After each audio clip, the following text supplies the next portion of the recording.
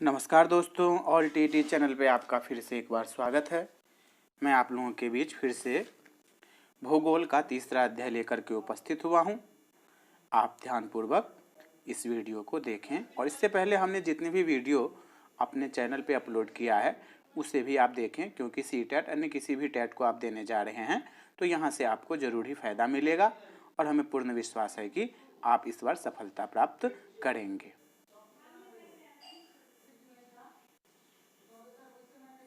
तीसरा अध्याय है आपका पृथ्वी की गतियाँ। यहाँ से बहुत बार प्रश्न आया है और इस बार फिर से प्रश्न आएगा, तो आप लोग ध्यानपूर्वक देखेंगे। जैसे कि आप जानते हैं कि पृथ्वी की गति दो प्रकार की हैं, घूर्णन एवं परिक्रमण।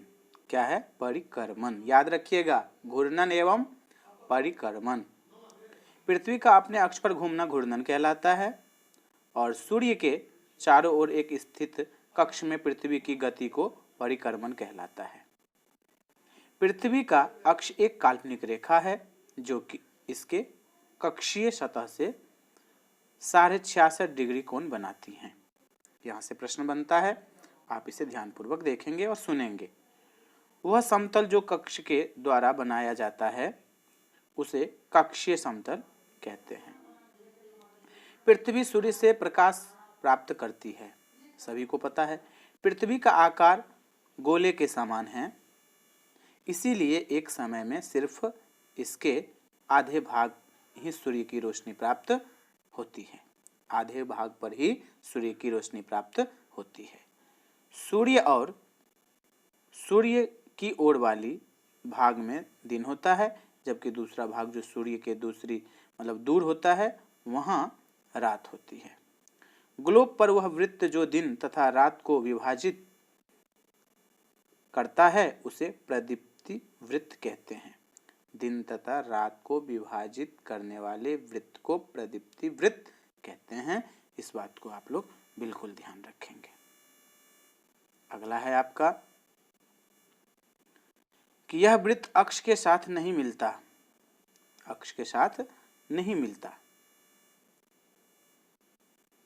जैसा कि आप चित्र 3.2 में देख सकते हैं। पृथ्वी अपने अक्ष पर एक चक्कर पूरा करने में लगभग 24 घंटे का समय लेती हैं। घूर्णन के समय काल को पृथ्वी दिन कहा जाता है। पृथ्वी की दैनिक गति है, यही पृथ्वी की क्या है? दैनिक गति है। अब इन्होंने जो कहा है कि 3.2 वाला जो चित्र है उसे हम देखेंगे। उससे पहले आओ कुछ करके सीखते हैं, इनके बारे में भी थोड़ा हम जान लेते हैं। पृथ्वी को दर्शाने के लिए एक गेंद ले तथा सूर्य को दर्शाने के लिए एक जलती हुई मोमबत्ती। गेंद पर शहर एक्स को दिखाने के लिए निशान लगाएं। अब गेंद को इस प्रकार रखें कि शहर एक्स को अंधेरा हो और गेंद को अब बाएं से दाएं घुमाएं। जैसा कि आप गेंद को थोड़ा घुमाते हैं तो शहर में सूर्योदय होगा, थोड़े से ही शहर में क्या होगा? सूर्योदय होगा। अगर गेंद आप घुमाना जारी रखते हैं तो एक्स धीरे धीरे सूर्य से दूर चलता है, यही सूर्यास्त है। ये करके सीखने वाली प्रक्रियाएं थी। आगे यहाँ पर पृथ्वी के कक्षीय समतल पर लंब उत्तर ध्रुव को भी दर्शाया गया है और दक्षिणी ध्रुव को भी दर्शाया गया है। यहाँ से आप देख सकते हैं, ये देखिए, यहीं से कर्क रेखा है, फिर उसके बाद विषुवत वृत्त है, उसके बाद मकर रेखा है। वैसे यहाँ पर भी दिखाया गया है, इसे भी आप देख सकते हैं। प्रदीप्ति वृत्त कैसे होता है, यहाँ से बीच से खींचती हैं। घूर्णन के कारण पृथ्वी पर दिन एवं रात होती हैं, इस बात को भी आप ध्यान रखेंगे। पृथ्वी के अक्ष का झुकाव तथा कक्षीय समतल, ये रहा। आगे है आपका, अगर पृथ्वी घूर्णन नहीं करे तो क्या होगा? सूर्य के तरफ वाले पृथ्वी के भाग में हमेशा दिन होगा, जिसके कारण उस भाग में गर्मी लगातार पड़ेगी। दूसरे भाग में हमेशा अंधेरा रहेगा एवं पूरे समय ठंड पड़ेगी। इस तरह की अवस्था में जीवन संभव नहीं हो पाएगा। पृथ्वी की दूसरी गति जो सूर्य के चारों ओर कक्ष में होती हैं उसे परिक्रमण कहते हैं। पृथ्वी एक वर्ष में मतलब 65 दिन, 65 दिन में क्या होता है, सूर्य का एक चक्कर लगाती है। कितने दिनों में पृथ्वी? एक वर्ष या मतलब 365 या 65 दिन, 365 दिन और 6 घंटे। हम लोग एक वर्ष 365 दिन को मानते हैं तथा सुविधा के लिए 6 घंटे को इसमें नहीं जोड़ते हैं। यहाँ से प्रश्न आ सकता है, इसे आप ध्यानपूर्वक देख लीजिए और यहाँ से हो सके तो आप नोट्स भी बना लीजिए। अब यहाँ पर देखिए, इन्होंने भी जो दर्शाया है वो है, ये सारा जो है वो ऋतु को यहाँ पर दर्शाया गया है गोलार्ध के अनुसार।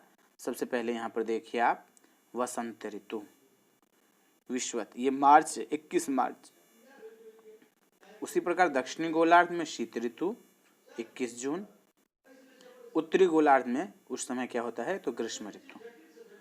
और 23 सितंबर वसंत ऋतु कब होता है? विषुवत, मतलब शरद ऋतु। विषुवत पर क्या होता है, 23 सितंबर को एक जगह वसंत ऋतु दिखाया गया, एक तरफ है जो शरद ऋतु दिखाया गया है। और यहाँ पर देख लीजिए, दक्षिणी गोलार्ध में ग्रीष्म ऋतु और उत्तरी गोलार्ध में शीत ऋतु। और जो मंथ है वो है आपका 22 दिसंबर।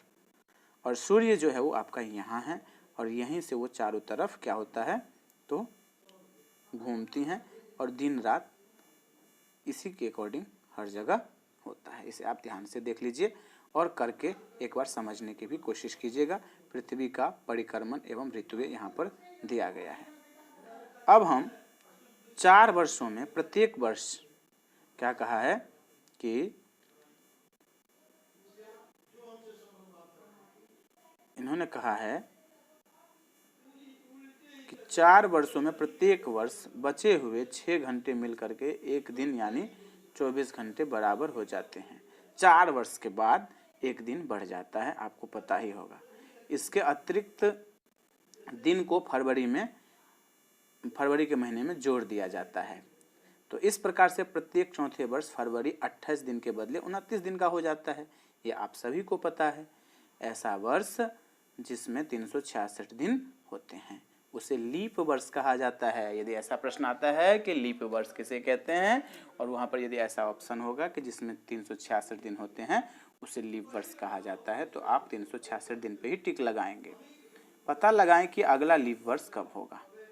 3.3 से स्पष्ट है कि पृथ्वी दीर्घवृत्ताकार पथ पर सूर्य के चारों ओर क्या करती हैं, चक्कर लगाती है। इस चित्र को हमने अभी देखा है।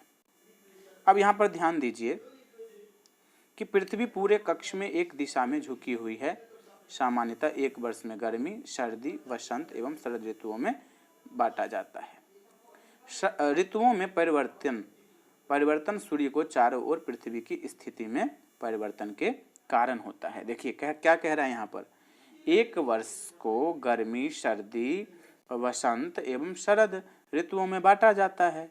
ऋतुओं में परिवर्तन सूर्य के चारों ओर पृथ्वी की स्थिति में परिवर्तन के कारण ही होता है। इस बात को भी आप लोग ध्यान रखेंगे। आओ कुछ करके सीखें, इनका भी थोड़ा सा देख लेते हैं कि यहाँ पर ये क्या बता रही हैं। क्या आप जानते हैं कि दीर्घवृत्त कैसे बनता है? एक पेंसिल, 2 पिने हुए तथा एक धागे का छल्ला लीजिए और अब इन पिनों को कागज पर स्थिर कर दें जैसा कि चित्र में दिखाया गया है। अब इन दोनों पिनों को घेरते हुए धागे को छल्ले को कागज पर रखें। अब पेंसिल को धागे को कस करके बनाते हुए पेंसिल को धागे के साथ घुमाते जाएं। अब जो आकृति कागज पर बनेगी वही दीर्घवृत्त है। ये दीर्घवृत्त बनाने की प्रक्रिया को समझा रहे हैं। यहाँ पर देखिए इन्होंने चित्र भी दिया है, इस चित्र को भी आप देख सकते हैं।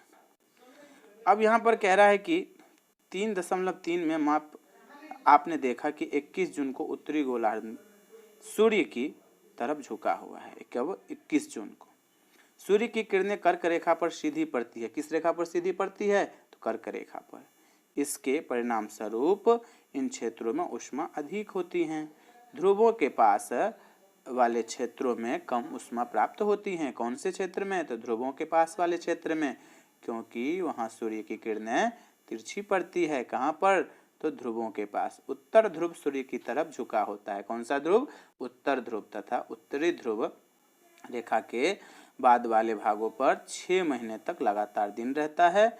क्योंकि उत्तरी गोलार्ध के बहुत बड़े भाग में सूर्य की रोशनी प्राप्त होती हैं, इसीलिए विषुववृत्त के उत्तरी भाग में गर्मी का मौसम होता है।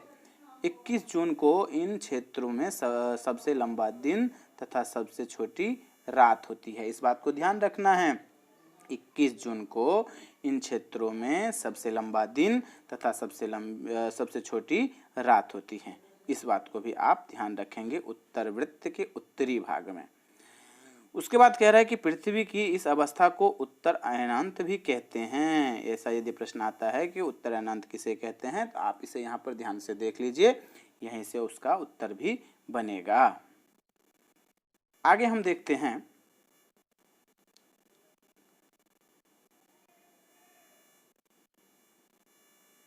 आगे है आपका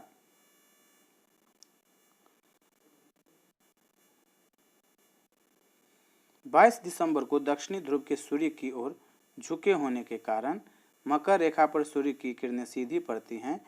चूंकि सूर्य की किरणें मकर रेखा पर लंबवत पड़ती हैं, इसीलिए दक्षिणी गोलार्ध में बहुत बड़े भाग में प्रकाश प्राप्त होता है। इसीलिए दक्षिणी गोलार्ध में लंबे दिन तथा छोटी रात वाली ऋतु होती है। कब? 22 दिसंबर को दक्षिणी ध्रुव। इसके ठीक विपरीत स्थिति उत्तरी गोलार्ध में होती है। पृथ्वी की इस अवस्था को दक्षिणी अयनांत कहते हैं। इस बात को भी आप याद रखेंगे कि दक्षिण अयनांत इसे कहते हैं। क्या आप जानते हैं कि ऑस्ट्रेलिया में ग्रीष्म ऋतु में क्रिसमस का पर्व मनाया जाता है? यदि ऐसा प्रश्न आता है कि ऑस्ट्रेलिया में क्रिसमस का पर्व कब मनाया जाता है, तो आप ग्रीष्म ऋतु में ही टिक लगाएंगे। उसके बाद है आपका कि 21 मार्च एवं 23 सितंबर को सूर्य की किरणें विषुववृत्त पर सीधी पड़ती है। इस अवस्था में कोई भी ध्रुव सूर्य की ओर नहीं झुका होता है, इसीलिए पूरी पृथ्वी पर रात एवं दिन बराबर होते हैं। कब? 21 मार्च एवं 23 सितंबर को दिन तथा रात क्या होता है? बराबर होता है। इसे विषुवत कहा जाता है। इस बात को भी आप लोग ध्यान रखेंगे। वही 23 सितंबर को उत्तरी गोलार्ध में शरद ऋतु होती है। इस बात को भी ध्यान रखेंगे। जबकि दक्षिणी गोलार्ध में बसंत ऋतु होती है। इसे भी आपको ध्यान रखना है, यहाँ से प्रश्न आता है। 21 मार्च को स्थिति इसके विपरीत होती है। जब उत्तरी गोलार्ध में बसंत ऋतु तथा दक्षिणी गोलार्ध में शरद ऋतु होती है,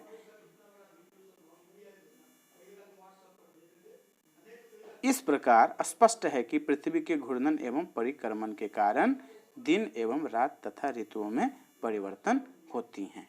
क्यों? मतलब कैसे होती हैं? पृथ्वी के घूर्णन के कारण। अब यहाँ पर आओ कुछ करके सीखते हैं, इनको भी देख लेते हैं। क्या कह रही हैं ये कह रही हैं कि एक ही दिशा में पृथ्वी के झुकाव को समझने के लिए मैदान पर एक बहुत बड़ा दीर्घवृत्ताकार बनाएं और छड़ी में लगा हुआ एक मतलब झंडा लें और दीर्घवृत्त वाली रेखा पर कहीं भी खड़े हो जाएं। वहां से दूर स्थित किसी वृक्ष के सबसे ऊपरी हिस्से के उसी बिंदु की ओर झंडे से दिखाएं। अब झंडे को उसी स्थिर बिंदु की तरफ रखें हुए दीर्घवृत्त पर चलें।